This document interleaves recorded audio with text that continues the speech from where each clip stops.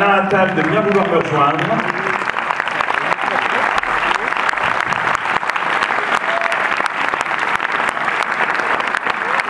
Bonsoir. Et bonsoir. Je vais vous révéler déjà quelque chose. Jeanne nous rejoint, sauf qu'elle est sur une moto-taxi. Oui, en fait, elle est juste sur la seule mototaxi qui s'est fait arrêter par les flics. Voilà, c'est un peu sa destinée. Donc elle sera là dans une minute. Donc voilà, en attendant, En attendant, je vais vous demander d'accueillir Laurent Lafitte.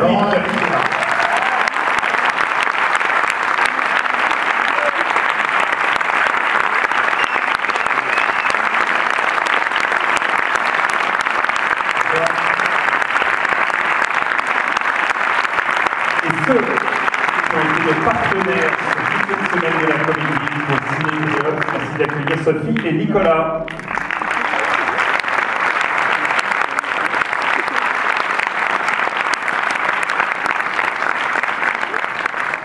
C'est à eux que revient la charge de cette rencontre plutôt que ce débat. Voilà.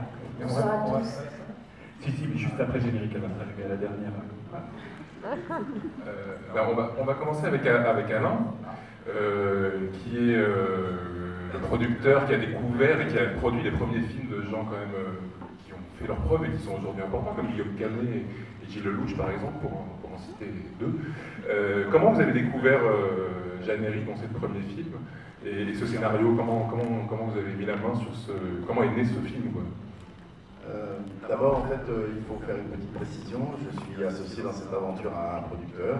On est les deux producteurs du film, mais qui, en fait, il est très timide. Il s'appelle Hugo Sélignac, qui est planqué là-bas. Là, je voudrais qu'on l'applaudisse. Voilà, c'est mon associé. Je voudrais aussi dire un mot pour répondre un peu à votre question. En réalité, je n'ai pas découvert ce script. En fait, il a été développé par une productrice qui est ici avec nous, qui s'appelle Sophie Tepper, qui a produit le court-métrage de Jeanne Herry, et puis qui a accompagné Jeanne dans ses premiers pas de réalisatrice. Et puis on a eu la chance avec Hugo Sélignac, Sandrine nous a fait passer le script, et on a eu la chance de découvrir un bijou, quoi, vraiment un formidable. Voilà, Sophie vient nous rejoindre, Sophie Tepper. Hugo, c'est l'homme de l'ombre. Voilà, il est là. Vous le voyez, Hugo Sélignac. Fais un petit signe, Hugo, je vois. Voilà, c'est lui. Et donc, en fait, on a eu la chance donc, de lire un script qui était extrêmement ciselé, abouti. C'était absolument impossible avec Hugo qu'on le laisse passer. Vraiment impossible. Après, il s'est agi d'avoir une rencontre, c'est-à-dire que le scénario ne suffit pas. Il a fallu qu'on rencontre Jeanne et qu'on essaye d'entendre un peu la musique de son film, d'entendre un peu ce qu'elle disait, voilà. Et oui, au même titre que les quelques premiers films que j'ai eu la chance de produire, je trouve qu'elle s'inscrit vraiment dans cette lignée de réalisateurs déterminés, complètement habités par leur projet dès le premier opus. Elle avait eu le temps de beaucoup mûrir son scénario puisqu'il y avait eu beaucoup de versions. Mais enfin, elle racontait son film plus que son histoire. Et c'était passionnant. Je visualisais avec Hugo exactement l'endroit où elle voulait aller, et puis cette espèce de petite barrière un peu délicate de la comédie dans un thriller vraiment imparable. Et ça, je l'ai senti dès les premiers rendez-vous avec elle. Donc voilà, je crois qu'avec Hugo, finalement, on a eu beaucoup de chance, tout simplement. C'est aussi un film où les rapports de force et le pouvoir s'inversent. Au début, c'est vous qui avez le pouvoir. Après, c'est Muriel. Ça, c'était là dès le départ?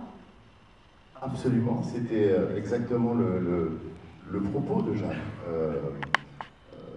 On va profiter qu'elle n'est pas là. En fait, elle est la fille dans la vie de Julien Clerc et de Miu Miu. Donc, elle connaît un peu la cuisine, elle connaît un peu la vraie vie d'un chanteur populaire. Je ne pense pas que Julien Clerc ait des cadavres dans son passé. Mais en tout cas, j'avais vraiment l'impression qu'elle photographiait dans son scénario, dans son histoire, l'intériorité d'un personnage, enfin vraiment de l'autre côté de la popularité. Et puis effectivement, il y avait cette bascule dès le départ dans le script qui était formidable, quoi, qui était, voilà, c'est vraiment la passation justement d'un pouvoir, la perte d'un pouvoir, la perte de... C'était passionnant. Laurent, vous êtes un chanteur de variété, mais vous ne chantez pas. Je vois venir. C'était déjà prévu dans le... C'était déjà est-ce que dans le script d'origine? Oui, c'est pas parce que c'est pas à cause de moi. Non, d'autant que je chante, figurez-vous. Je vais ça. L'acteur qui fait son album, c'est très agréable.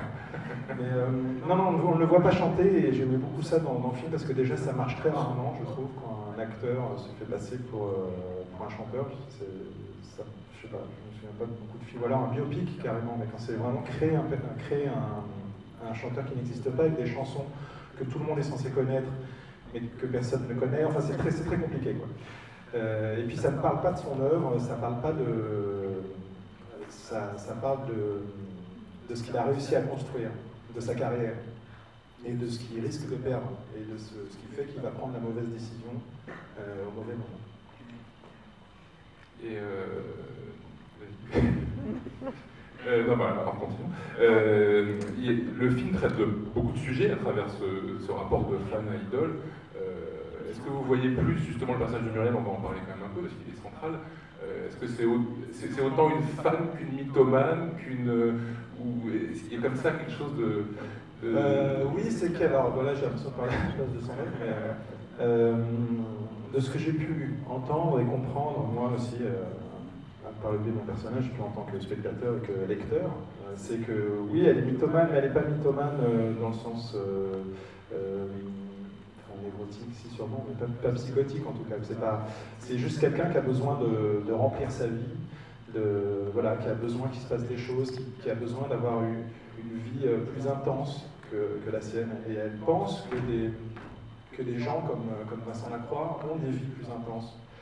Ce qui peut être vrai à certains moments, sur certains plans, mais ça a un prix à payer aussi, qui ne vaut pas forcément le coup. Mais ça, elle le comprendra qu'à la fin, que quand les rapports s'inversent et quand lui devient dépendant d'elle. Vous avez eu l'expérience de fans comme ça un peu Non, j'ai pas de fans, j'ai des témoignages de sympathie, des encouragements, de détestation aussi. Mais j'ai pas de fans, tant mieux. Parce que je sais pas, je trouve que c'est un peu bizarre. Et puis les comédiens, on est protégés par nos personnages quand même. On s'exprime jamais en notre nom propre, alors qu'un chanteur écrit ses textes, puis il touche les gens de manière peut-être plus intime que sur un film. On a des chansons qui nous accompagnent toute notre vie, qui marquent des moments très forts. Donc on entretient une relation avec les chanteurs qui est très particulière et qui est beaucoup plus intime qu'avec les acteurs. Alain, est-ce que Jeanne a écrit avec des acteurs peut-être? En fait, au départ, non. Au tout départ, non. Puis, très vite, Sandrine a accepté de jouer ce rôle. Il y a 2-3 ans maintenant. Et donc, moi, quand j'ai lu ce script, Sandrine était intéressée, puisqu'elle me l'a proposé, avec Hugo et moi, elle était intéressée par l'idée de le jouer. Évidemment, à la condition d'avoir un partenaire qui lui plaît et avec qui elle pourrait vraiment s'exprimer. Enfin, c'était pas une condition, mais elle était très attentive du fait qu'à l'origine du projet, très attentive au choix et à la décision que prendraient Jeanne et les producteurs quant à la personnalité qui incarnerait Vincent Lacroix. Donc il y a eu plusieurs idées qui ont circulé, notamment un chanteur. Justement, il a été question à un moment donné qu'il y ait un chanteur, et nous, à peine ce projet nous est arrivé dans les mains, on a dit non. Voilà, ça a commencé par un non, très élégant, mais on a dit que ça nous intéressait si c'était pas ce gars-là. Voilà, et puis on a eu la chance de croiser Laurent. On le connaissait un peu avec Hugo, puisqu'on a accompagné Laurent dans certains de ses films, notamment dans Les Petits Mouchoirs. Et puis voilà, quoi, on le kiffait bien. On trouvait qu'on avait très peur pour ce premier film, parce que c'était très difficile à monter, justement à cause de cette peut-être fracture de genre. Sophie avait vachement galéré déjà pour essayer d'y arriver, on avait du mal à convaincre, et on avait un peu peur, et puis on a choisi Laurent, et puis voilà, ça s'est pas fait dans vraiment dans la richesse et dans l'opulence, mais ça a tout de suite coïncidé, quoi. Et Sandrine et lui, le duo, ça a tout de suite marché. En fait, le turbo de ce film est arrivé quand Laurent est arrivé. Voilà, c'est pas pour le. C'est vrai, bien sûr. Vraiment. C'est vrai. Oui, je te crois là.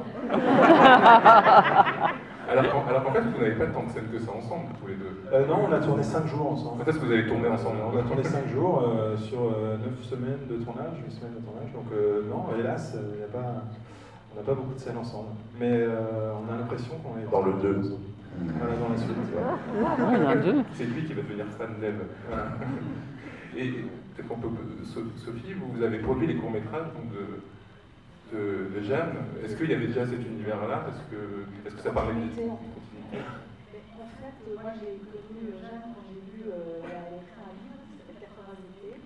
Et donc quand j'ai lu ce livre, j'ai tout de suite été séduite et touchée par justement cette faculté qu'elle a à la fois d'être dans la fantaisie et puis dans le grave et le sérieux en même temps. Et puis quand j'ai rencontré, qu'elle a manifesté l'envie d'être réalisatrice, parce que c'est ce qu'elle voulait faire, j'ai accompagné, j'ai produit son court-métrage, marché, et après j'ai commencé à développer la première version de ce que c'était la pendant jusqu'à la rencontre. C'est une dizaine d'années, c'est ça? On a mis, on a été ensemble 6 ans, jusqu'au moment où, grâce à Sandrine, on a croisé Anna et résisté à ce point.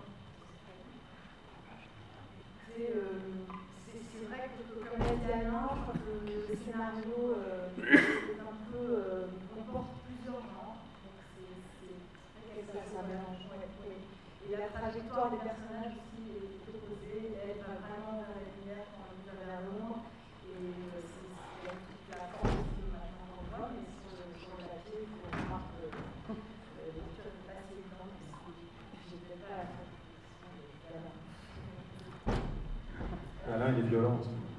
Non, en fait, je crois que. C'est peut-être un peu. Il ne faut pas aller trop dans l'analyse des choses, peut-être que ça vous saoule, mais je crois qu'il y a une affaire de maturité sur certains films. Je pense qu'il y a un positionnement des bonnes étoiles, positionnement du bon moment, du bon timing, de la bonne envie.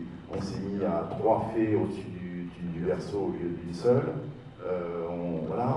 On a rencontré l'acteur qu'il fallait pour ce film. Enfin, tout ça, c'est mis en route, quoi. Et des fois, c'est un peu magique, parce qu'en fait, à partir du moment où ça s'est mis en route, ça a un peu bloqué au niveau des financiers, mais on a pu casser les portes parce que nous, on était tous ensemble, déterminés dans une énergie commune. Et ça, je pense que quand on est parti. Ça vous a plu ou quoi? Parce qu'on part direct dans les Oui. Et d'ailleurs, excusez-moi, je ne l'ai pas fait avant de prendre la parole, mais je voulais vous remercier tous d'être venus ce soir. Vous êtes très nombreux, ça fait très plaisir. C'est la première fois, je crois, qu'on monte le film à Paris. Voilà, et puis le Parisien fait peur. Ah bon? D'ailleurs, c'est pas fini, messieurs, dames. Je suis désolé. Merci d'être venus. Rasseyez-vous immédiatement. Et donc merci, voilà, personne n'est obligé d'aller voir un film, sauf ceux qui ont joué dedans. Donc merci beaucoup d'être venus. et si d'ailleurs quelqu'un, si vous avez des questions dans la salle à poser, n'hésitez pas. Il y a un micro juste derrière. Bonsoir. Alors peut-être que Jeanne pourra peut-être mieux répondre quand elle sera là, mais je voulais aussi poser. Elle arrive, elle est à Port-de-l'Hervilliers. C'est grave, Je là. voulais poser la question à Laurent. Il y a beaucoup de similitudes dans l'attitude, aussi bien vestimentaire que l'attitude en général avec son papa. Et je veux savoir si vous a fait travailler ce rôle ou si c'est venu naturellement. Non, pas du tout. J'ai pas du tout pris Julien Clerc comme référence et elle ne m'a pas du tout orienté là-dessus. Il se trouve qu'à certains moments, je lui ressemble un peu, notamment quand je fais Drucker. Quand je fais Drucker. Quand je fais l'émission Drucker. Mais on s'en est rendu compte un peu après. Et quand on a commencé à faire les photos, parce qu'il fallait construire la carrière de ce chanteur qu'on ne voyait jamais chanter, donc il y a eu un travail de déco et d'accessoires qui était très très important, puisqu'il a fallu créer les 20 ans de carrière de Steve, à partir de plein de photos, de tout ce que vous voyez, les les affiches, les titres d'albums, les badges de concerts, les tickets, voilà tout ça. Donc là, on a commencé à trouver que, bon, en tout cas, il pourrait avoir un peu le même répertoire. On voit bien Vincent Lacroix chanter à peu près le même type de variété française de qualité.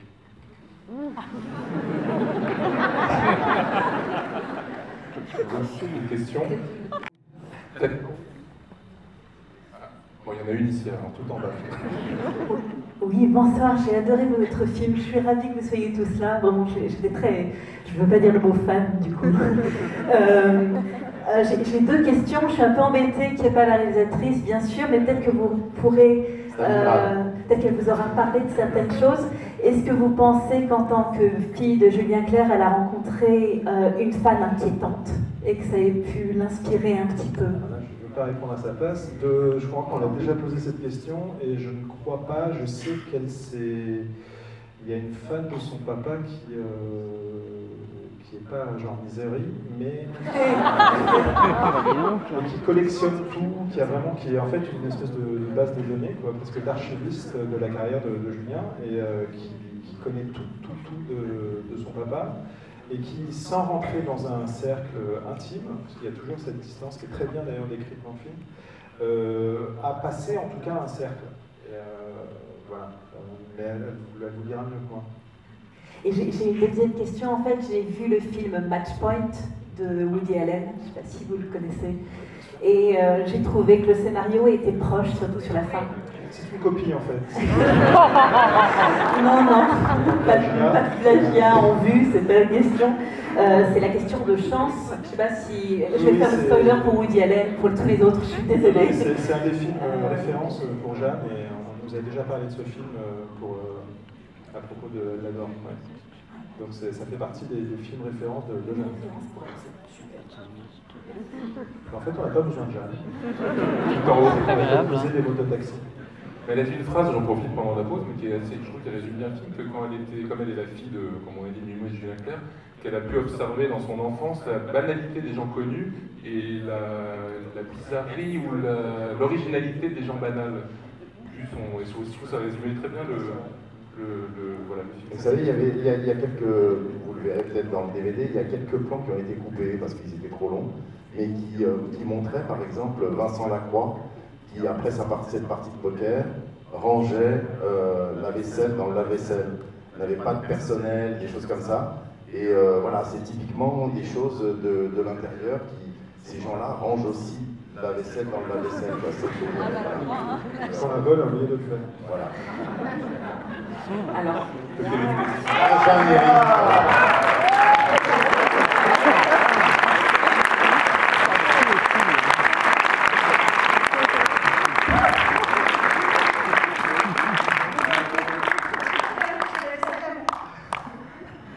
Donc, madame, vous voulez poser deux questions? Oui, bien sûr. C'est moi. Ah, vous êtes hyper nombreux, vous êtes restés et tout, c'est cool. Je suis désolée, hein. C'était tellement pas de ma faute, c'est des policiers qui ont arrêté le mototaxi qui devait venir me chercher. Du coup, j'ai dû tuer les flics. Ouais, mais c'est pas drôle parce que j'ai pas de fan, moi. Donc, ils vont peut-être arriver. Je compte sur vous. Voilà. Bon, on va continuer. En plus, ça tombe bien, c'est plutôt un compliment. En fait, il y a une personne juste avant que vous arriviez en fait qui a fait référence en fait à Match Point. Ouais. Et c'est vrai qu'au niveau de l'atmosphère du film, on le ressent énormément. Là où moi je suis vraiment épatée et en plus fière que ce soit un film français, c'est que vous ayez quand même pu mettre des touches d'humour. Mettre des touches d'humour, et ça, je suis très fan de thriller, je l'ai pas encore vu, donc c'est vraiment une très belle surprise. Merci beaucoup, ça me fait plaisir. Oui, Match Point, ça faisait partie des références que j'avais, même si Match Point c'est très très sombre en fait, donc c'est génial, hein, mais c'est hyper sombre. Et donc il y avait un autre film de Woody Allen que j'avais en tête, c'était Crime et délit, qui est à la fois très drôle et assez grave comme ça, et assez prenant. Je ne sais pas si vous l'avez vu.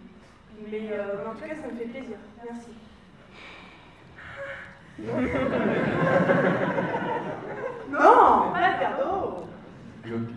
question, là-bas, à droite, en haut. Oui, bonsoir et merci. J'ai une question pour Jeanne. Oui. Le rôle de la police est très caricatural. C'est juste une curiosité. C'est intentionnel? Ça signifie quelque chose? Non, en fait, non. Les éléments de comédie, ils se sont vengés ce soir, peut-être? C'est ça, je crois que c'est ça. Je pense. Moi, je veux pas du tout faire passer la police pour des cons. Hein, Non, mais c'est pas ça la question. C'est juste une curiosité si ça s'est sorti comme ça ou si vous aviez déjà. C'est pour avoir l'élément de comédie ou c'est plus vous aviez déjà pensé à ça? Non, j'ai pas du tout voulu faire des trucs caricaturaux, donc je suis un peu bon. Mais non, en fait, par contre, j'ai pas essayé d'être naturaliste. Voilà, la dimension documentaire, il n'y en a pas dans ce film. Surtout sur le travail de la police, j'avais pas envie de montrer comment ils travaillent, comment ils décortiquent, etc. Je pense qu'ils parlent pas exactement comme ça. Moi, je m'approchais plus d'une truc comme Garde à vue ou Colombo, même, on va dire, que d'un truc hyper naturaliste. Après, je sais pas trop quoi dire. Voilà. Moi, si je peux me permettre, je suis pas du tout d'accord avec vous, pardon. Je trouve pas du tout qu'ils sont caricaturaux. Je trouve que c'est exactement pareil, ce duo de policiers fonctionne pareil que comme le duo des héros, c'est-à-dire on les voit derrière le miroir. C'est pas parce qu'on est flic qu'on peut pas avoir une histoire d'amour, c'est pas parce qu'on est flic qu'on n'a pas envie d'avoir des relations un peu légères avec plein de mecs, et c'est pas parce qu'on est flic qu'on n'est pas jaloux comme un dingue au point de tout foutre en l'air. Voilà. Et à cause de cette histoire qui prend l'eau, qui bat de l'aile, eh bien, ça sauve la peau de Vincent Lacroix, c'est bien foutu. Non, vous trompez. Jeanne, on voulait vous parler de la scène de la garde à vue. On sent qu'elle est quand même assez cruciale. Est-ce qu'elle a été là dès le départ? Ah oui, alors non seulement elle était là dès le départ, mais j'ai fait à peu près une vingtaine de versions de scénario. C'est la 20e version que vous voyez là. Et par contre, le seul truc que j'ai jamais changé à l'écriture pendant les 20 versions, c'est la scène de garde à vue, enfin les séquences qu'on appelle la scène de garde à vue. C'est cette quinzaine, vingtaine de pages.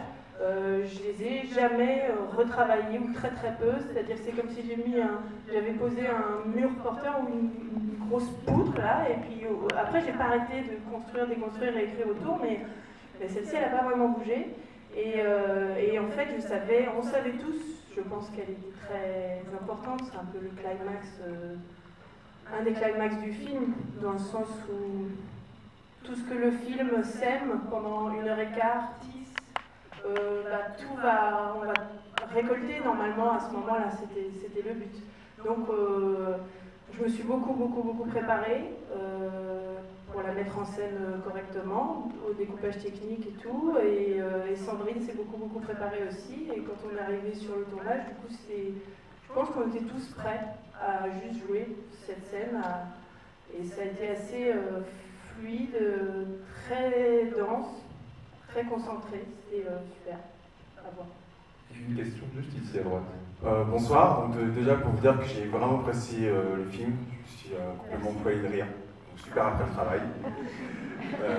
Effectivement que c'est bien, comme ça au moins on a des films français qui marchent, hein. Vous savez que regarder que des films américains ou anglais, donc voilà, continuez ainsi. Merci. Et alors j'ai plus une question pour Laurent Lafitte. Alors juste avant de venir voir le film ce week-end, j'en parlais avec des copains, et une des me disait que vous aimez jouer des rôles dans lesquels on adore vous détester. Alors une question simple, pourquoi avoir accepté ce rôle de ce chanteur assez imbu de lui-même, qui pense qu'à sa carrière Il a un mauvais retour de ce côté-là de la salle. Je ne suis pas d'accord avec vous. Enfin, je suis pas objectif parce que je défends mon personnage. Je ne pense pas que ce soit quelqu'un qui a un but de lui-même. Non, je ne pense pas. Je pense juste qu'encore une fois, il prend une mauvaise décision, comme ça peut arriver à beaucoup de monde. Voilà, mais il l'a pas tué. Il ne faut pas oublier quand même que ce n'est pas un assassin, c'est pas un meurtrier. Donc, déjà, après, à partir du moment où ça ne se passe pas comme il avait prévu, à partir de la bague, à partir du moment où là, il manipule vraiment le pluriel, là, il passe un peu. C'est vrai que faire accuser quelqu'un à sa place, c'est mal. Et juste une question vraiment accessoire, peut-être idiote, mais alors pourquoi à chaque générique il y a marqué Laurent Lafitte de la Comédie Française? Est-ce que vous avez signé un contrat avec la Comédie Française? Vous avez compris qui était imbu de lui-même? Le chanteur ou bien? Non, alors je vous explique. Vous verrez que je ne suis pas le seul à avoir cette mention-là. Tous mes petits camarades ont la même parce que c'est contractuel. Quand on rentre à la Comédie Française, tout le travail qu'on doit faire à l'extérieur, que ce soit au cinéma ou au théâtre, il doit y avoir cette mention. Voilà, donc c'est contractuel. Mais moi je trouve ça assez beau. C'est vrai, je trouve ça assez beau. Je trouve que ça nous inscrit dans une espèce de lignée comme ça qui date depuis 1680. Et cette troupe existe encore, et il y a ce nom qui apparaît sur un écran de cinéma projeté en numérique, et on a l'impression que ça existe depuis 1680. Je sais pas, il y a une espèce de passation que je trouve très belle dans ce métier. Moi j'aime quand on va faire un court-métrage gratos, parce qu'il y a un type qui veut une tipesse qui veut devenir réalisatrice. J'aime bien l'idée de passation dans ce métier, il n'y a pas beaucoup de métiers où il y a cette sensation-là. Et voilà, c'est un peu comme, je sais pas, Ediard, depuis... 1881. Maison fondée en... Je me rappelle plus, c'est un sketch des Inconnus, c'est pas si vous voyez d'une vingtaine d'années, ils disent tel machin à la Comédie Française, et puis après de tel acteur de la connerie française. C'est ça que... Ça peut aller ensemble. Vous savez, on est 65, donc peut-être qu'il y a des cons, je ne les ai pas croisés encore. Mais voilà, enfin, pour répondre à la question, plus sérieusement, c'est contractuel. Et je trouve ça bien. Bonsoir à toute l'équipe et puis merci encore pour ce film. Je ne pensais pas trouver dans un thriller des moments de drôlerie placés de façon aussi surprenante, je dirais. Bravo Jeanne, vraiment. Moi j'avais juste une question assez simple, je voulais savoir, donc soit Laurent, soit Jeanne, quelle était la scène la plus compliquée à tourner, celle que vous avez tournée 15 ou 20 fois, peut-être l'interrogatoire, je voulais savoir pourquoi aussi. Les scènes les plus compliquées à tourner, les plus complexes, il y avait la scène de la mort de la jeune dame, écrasée donc, par une victoire de la musique. C'est la vérité. Et donc, comme cette mort pouvait paraître un petit peu gaguesque, comme ça d'ailleurs, quand on le dit, on rit. Mais que je voulais qu'elle, parce que d'un point de vue policier, elle est très crédible, parce qu'une victoire de la musique, c'est très très lourd, vraiment. Donc, il fallait que cette scène, on y croit vachement. Donc, c'est pareil, c'est une scène qu'on a beaucoup travaillé au découpage. Il y a même, c'est la seule fois du film où il y a un storyboarder qui est venu un petit peu nous aider pour qu'on ait le maximum de matière possible pour pouvoir la monter correctement. Qu'est-ce qui était complexe? La scène chez Michel Drucker aussi, elle n'était pas super complexe, mais comme je trouve que les scènes de télévision au cinéma, ça fait souvent un peu carton-pâte, je m'étais dit, celle-ci, du coup, ça serait bien d'en faire une vraie scène de cinéma. Donc ça se passe à la télé, mais il y a beaucoup d'effets de cinéma, il y a du ralenti, la musique devient très importante, il y a des effets de son, il y a des effets, voilà, il y a des grands travelling sur lui, sur la caméra, etc. Et donc ça aussi, c'était un peu complexe. Enfin, complexe, ça, c'est pas... C'est pas Jurassic Park ou quoi, mais bon, un petit niveau à moi, c'était quand même complexe.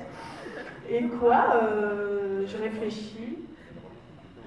Oui, alors oui, on a eu des difficultés, mais qui sont venues de manière totalement inopinée, parce que vous l'aurez compris, moi j'ai toujours essayé de baliser un petit peu. On a eu un acteur, qui est notre flic ultra caricatural, je suis hyper d'accord, Pascal Demelon, qui a eu une malédiction pour le tournage, la malédiction des noms propres. Et il a beaucoup de noms à dire, Mademoiselle Bayen, Mademoiselle Dorieux, Monsieur Lacroix, etc. Et il n'arrivait pas à retenir ces noms, malheureusement. Et Muriel Bayen s'est transformée en Muriel Robin. juste avant le coup de fil qu'a reçu Robin. Ah merde. Donc c'était des trucs qu'on devait refaire, ça c'est devenu complexe parce que vraiment le rire est arrivé à un moment qu'on n'attendait pas et c'est arrivé 3 fois. Mais pas le même jour. Mais pas le même jour. Vraiment, c'était. Voilà. Et sinon, la scène au café, un petit peu, je l'appréhendais parce que c'était un peu une usine à gaz. Ou pareil, là, tout le film, tout ce qu'on avait tissé venait comme ça. Ouais, voilà, je crois. Toi, je sais pas. La plus dure à faire non, je sais pas. La teinture de cheveux, peut-être. Que je garde. Et les chaussures de Vincent ce soir. Oui, les chaussures en bois, mais c'est bien. Non, j'ai pas de souvenir particulièrement difficile. En même temps, on m'a posé cette question la semaine dernière et j'avais une réponse. Il n'est pas sincère, donc. Non, que j'avais inventé. Là, je vais essayer de la retrouver. Ok. Je crois qu'on va finir. Vous avez un traumatisme, Jeanne, avec une victoire de la musique? Ça vient d'un traumatisme en France? Non, pas un traumatisme, mais c'est un objet que j'ai vu et que j'ai sous-pesé. Et moi, j'étais très férue toute ma vie, toute mon enfance de trucs policiers. Et donc, notamment le Cluedo, bien sûr. Et ça pouvait, je me disais vraiment que cette petite victoire, enfin, grosse victoire de la musique pouvait devenir une petite pièce qui serait quand du chandelier, de la corde et tout. Et non, mais pas de traumatisme. Ça a vraiment marché avec un Molière, quand même. C'est moins lourd. Bon, on va terminer. Vous avez une dernière chose à dire? Non, mais encore une fois, merci infiniment. Je trouve ça toujours miraculeux de voir une salle pleine. Voilà. Ouais, et pardon pour le retard. Allez, merci beaucoup, Michel.